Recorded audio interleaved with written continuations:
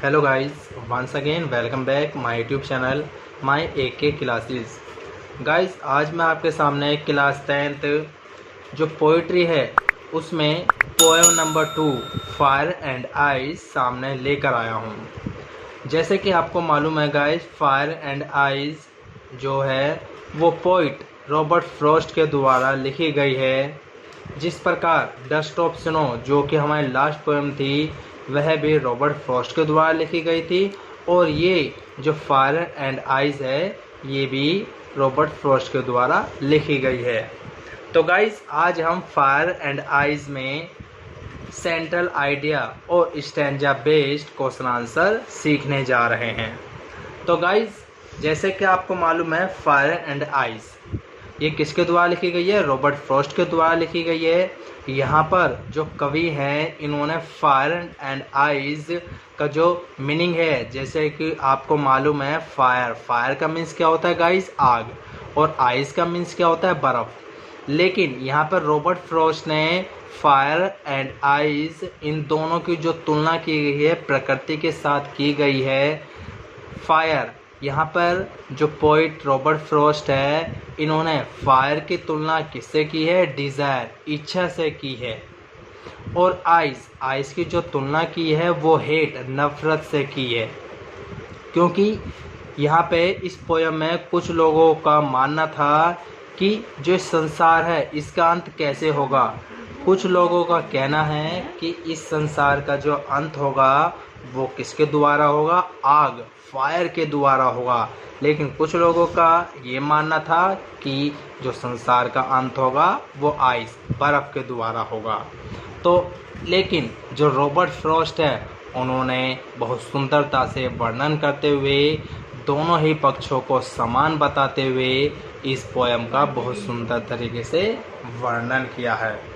तो जो इस पोएम का जो पूरा हिंदी एक्सप्लेनेशन था वो हमारी लास्ट वीडियो में मैंने पूरी वीडियो बनाई थी, वहाँ पर जाकर आप अच्छे से देख सकते हैं। जिन लोगों ने अभी तक उस वीडियो को नहीं देखा हो, इसका हिंदी अनुवाद अभी तक नहीं जाना हो, तो वो हमारे लास्ट वीडियो में जाकर देख सकते हैं। तो गाइस हम स्टार्ट करते हैं इसका सेंट्रल आइडिया। तो guys central idea, the central idea of the poem fire and ice written by the famous American poet Robert Frost. जो इस फायर एंड आइस का जो सेंट्रल आइडिया है फायर एंड आइस का, इस पोएम का written by किसके द्वारा लिखा गया है? The famous American poet Robert Frost.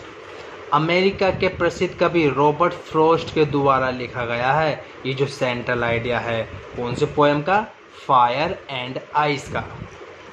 In this poem, इस कविता में the poet refers to two predictions. यहाँ पर इस कविता में जो कवि है वो दो प्रेडिक्शंस बताते हैं, मतलब भविष्यवाणी बताते हैं, of how the world will and, कि कैसे जो संसार है वो अंत होगा, कि संसार का अंत कैसे होगा उसके बारे में टू प्रेडिक्शंस बताते हैं। बिकॉज क्योंकि कुछ लोग कहते हैं दैट कि the world will end in fire, जो संसार है जो उसका अंत होगा इन फायर, वो आग में होगा।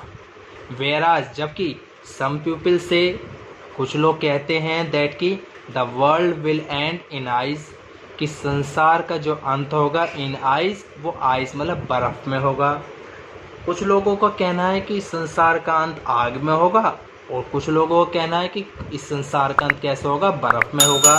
But according to the poet, लेकिन कवि के अनुसार fire and ice both are powerful.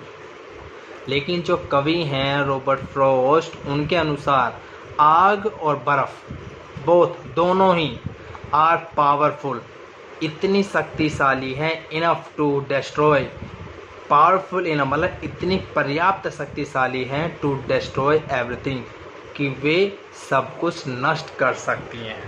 यहाँ पर कवि रॉबर्ट फ्रॉस्ट का मानना है कि जो आग और बर्फ़ है वो दोनों इतनी शक्तिशाली हैं कि वो हर चीज़ को नष्ट कर देती हैं, कर सकती हैं।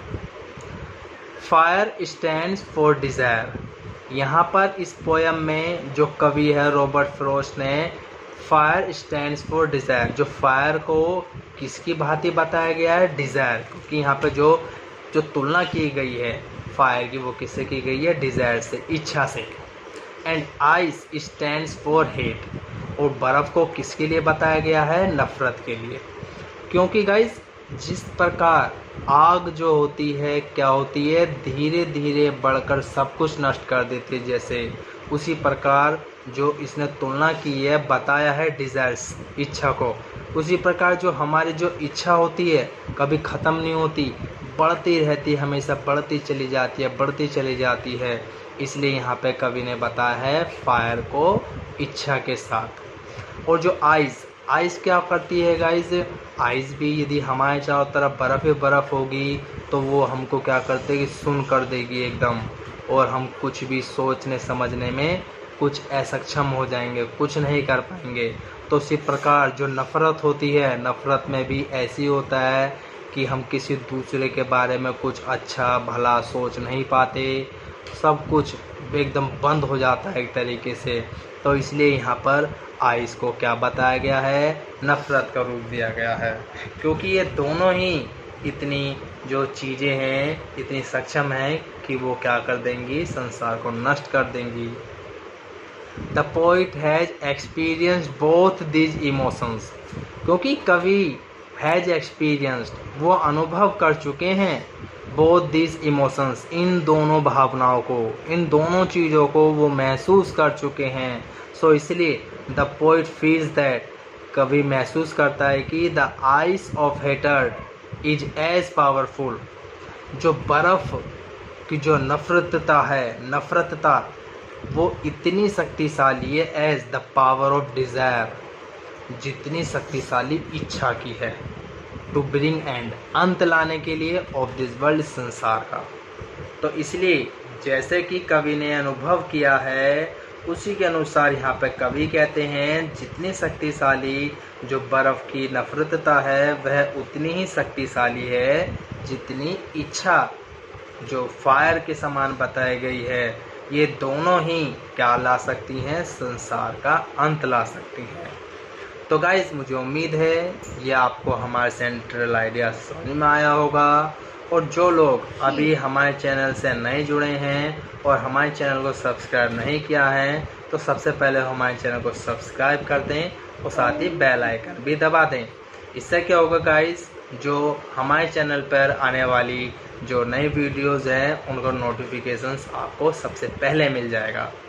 तो गाइस ये था हमारा सेंट्रल आइडिया। अब हम आगे बढ़ते हैं स्टैंजा बेस्ड क्वेश्चन आंसर्स पर।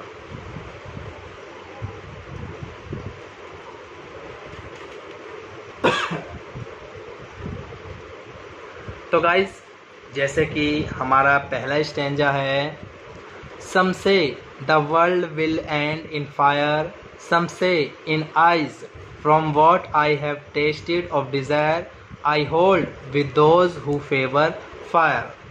ये गाइस ये आपका क्या है, स्टैंजा है, फर्स्ट स्टैंजा है। इसके ऊपर जो बेस क्वेश्चन आंसर है मैं आपको बताने जा रहा हूँ। इसका जो हिंदी एक्सप्लेशन है जैसे कि मैंने आपको बताया था, इसके लिए मैंने अलग से पीछे लास्ट वीडियो बनाई हुई है। यदि आपने अभी तक इसकी जो हिंदी एक्सप्रेशन समझी नहीं है उसको आप हमारे लास्ट वीडियो में जाकर अच्छे से समझ सकते हैं। तो गाइस अब हम इसके जो क्वेश्चन आंसर हैं उसको सॉल्व करते हैं। जैसे कि पहला हमारा क्वेश्चन इसमें दिखा रखा है, the poet considers desire as fire is. कवि समझते हैं डिज़ायर एज फायर इज़, जो हमारी जो इच्छा है एज फायर, आग की भांति समझा है। मतलब जो कवि ने आग को जो समझा है वो डिज़ायर के लिए समझा है, उसकी तुलना जो की है वो डिज़ायर से की है। तो ये हमें बताना है ट्रू फॉल्स कि ये ट्रू है या फॉल्स। तो गाइस इसका आंसर है ट्रू, जैसे कि आपको मालूम है क्योंकि जो ये पोएम है फायर एंड आइस, इसमें जो कवि ने जो आग को क्या माना है, इच्छा माना है। तो इसलिए जो इसका आंसर होगा वो ट्रू होगा। आगे क्वेश्चन नंबर 2 पे बढ़ते हैं guys. What type of desire will cause the end of the earth? What type of desire मतलब किस प्रकार की इच्छा will cause the end कारण होगी the end of the earth जो ये धरती है इसका अंत का मतलब किस प्रकार की इच्छा कारण होगी जो इस संसार को अंत कर देगी, हमें ये बताना है। अब इसका आंसर देखते हैं guys. The desire of fire will cause the end of the earth. The desire of fire मतलब आग की इच्छा, किसकी? आग की इच्छा। विल कॉज द एंड कारण होगी the end of the earth धरती के अंत का, क्योंकि जिस प्रकार जो आग धीरे धीरे बढ़कर बढ़कर सब कुछ नष्ट कर देती है, उसी प्रकार जो डिज़ायर होती है, इच्छा होती है, वह भी मनुष्य की धीरे धीरे बढ़ती चली जाती है, बढ़ती चली जाती है, कभी अंत नहीं होता इच्छा का। तो वो क्या कर देती है? संसार को नष्ट कर देगी। तो इसलिए यहाँ पे बताया है कि किस प्रकार की इच्छा? आग की जो इच्छा होती है, आग की तरह भांति जो इच्छा होती है, वही क्या कर देगी? संसार का नष्ट कर देगी। तो गाइस अब हम क्वेश्चन नंबर 3 पे पढ़ते हैं। How many popular views does the poet present regarding the end of the world. ये जो हमारी पोयम है फायर एंड आइज, इसमें कवि कहता है कि हाउ मैनी पॉपुलर व्यू कितने जाने माने जो व्यूज़ हैं, बातें हैं, तर्क हैं, डज द पोएट प्रेजेंट कवि बताता है, उनका वर्णन करता है, रिगार्डिंग द एंड लेकर the end of the world संसार के अंत को। मतलब यहाँ पे क्या कह रहा है कि जो कवि है वो संसार के अंत को लेकर कितने जो पॉपुलर व्यू है उनका वर्णन करता है। तो इसका आंसर देखते हैं guys. 2 popular views of people, लोगों के 2 जो पॉपुलर व्यू हैं, द पोएट प्रेजेंट रिगार्डिंग कवि वर्णन करता है, regarding the end of the world जो संसार का अंत को लेकर। जो कवि है वो संसार के अंत को लेकर जो वर्णन करता है वो कितने पॉपुलर व्यू को लेकर करता है? 2 पॉपुलर व्यू को। वो कौन कौन से हैं? नंबर 1 है फायर और नंबर 2 है आइज। फायर को क्या माना है? डिजायर, और आइज को क्या माना है? हेटर्ड। आगे बढ़ते हैं guys. Question number 4, what is the name of the poem. कविता का नाम क्या है? Fire and ice. इसका आंसर क्या है गाइस? फायर एंड आइज, यही तो है पोयम का नाम हमारी। आगे बढ़ते हैं गाइस क्वेश्चन नंबर 5 पर। According to people how will the world end. लोगों के अनुसार how will the world end संसार का अंत कैसे होगा? इसका आंसर देखते हैं गाइस। सम पीपल से कुछ लोग कहते हैं दैट कि the world will end by fire, संसार का अंत होगा बाय फायर, आग के द्वारा। एंड सम से कुछ लोग कहते हैं दैट कि it will end by ice. It का मतलब यहाँ पे वर्ल्ड से है गाइस। इट विल एंड जो संसार का अंत होगा बाय आइस, बर्फ से होगा।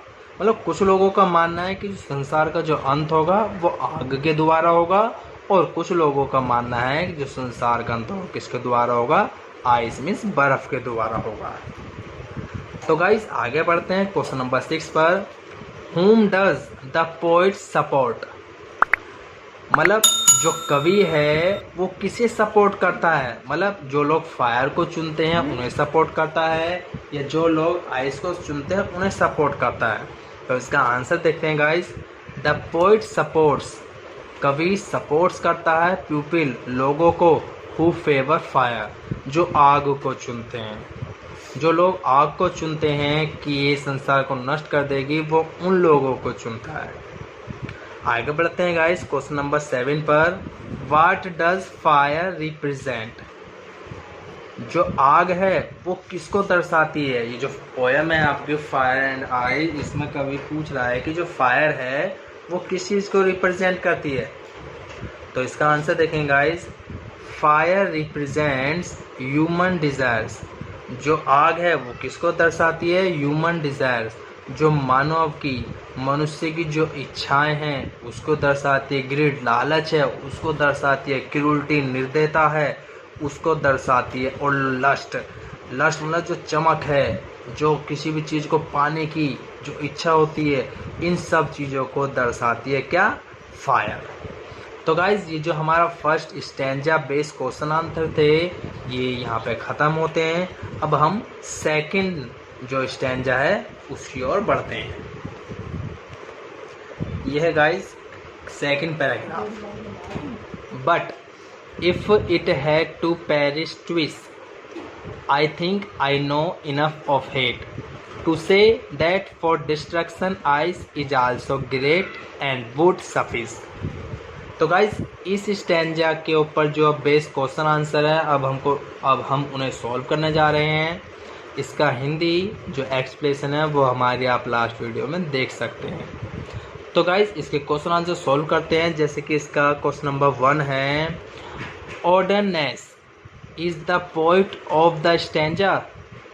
ये जो स्टैंजा दे रखा है ये इसके बारे में पूछ रहा है। जो ऑर्डरनेस हैं इज द पोइट कवि हैं ऑफ द स्टैंजा। तो हमें ट्रू और फॉल्स में बताना है गाइज। तो जैसे कि आपको मालूम है इस पैराग्राफ जो चल रहा है इसके तो जो पोइट है वो रॉबर्ट फ्रॉस्ट है। तो सिंपल सा है इसका आंसर, तो ये फॉल्स होगा। इसका क्या होगा गाइज? फॉल्स। क्वेश्चन नंबर 2 पे बढ़ते हैं गाइज हम। What symbolizes ice? मतलब जो आइस है वो किसका प्रतीक है? इस पोयम में जो आइस को माना गया है किसका सिम्बलाइज मानते हैं ये? आंसर है ice is symbolise of hate. Ice जो प्रतीक है ऑफ हेट वो नफरत का है। मतलब आइस को जो माना गया है वो किसका प्रतीक माना गया है? वो नफरत का प्रतीक माना गया है। क्वेश्चन नंबर 3 पे पढ़ते हैं guys. According to the poet desire is symbolised with. मतलब कवि के अनुसार जो डिज़ायर है, इच्छा है, इज सिम्बलाइज्ड विद, उसको जो प्रतीक माना गया है किसके साथ माना गया है? आंसर देखते हैं guys. According to the poet कवि के अनुसार डिज़ायर इज सिम्बलाइज्ड, इच्छा जो डिज़ायर है उसको सिम्बलाइज माना गया है, प्रतीक माना गया है विद फायर, आग के साथ। किसके साथ माना गया है गाइस? आग के साथ प्रतीक माना गया है। क्वेश्चन नंबर 4 पे पढ़ते हैं guys. By whom the poem fire and ice is composed. मतलब जो पोयम है फायर एंड आइस वो किसके द्वारा लिखी गई है? वो किसके द्वारा कंपोज की गई है? आंसर देखते हैं गाइस।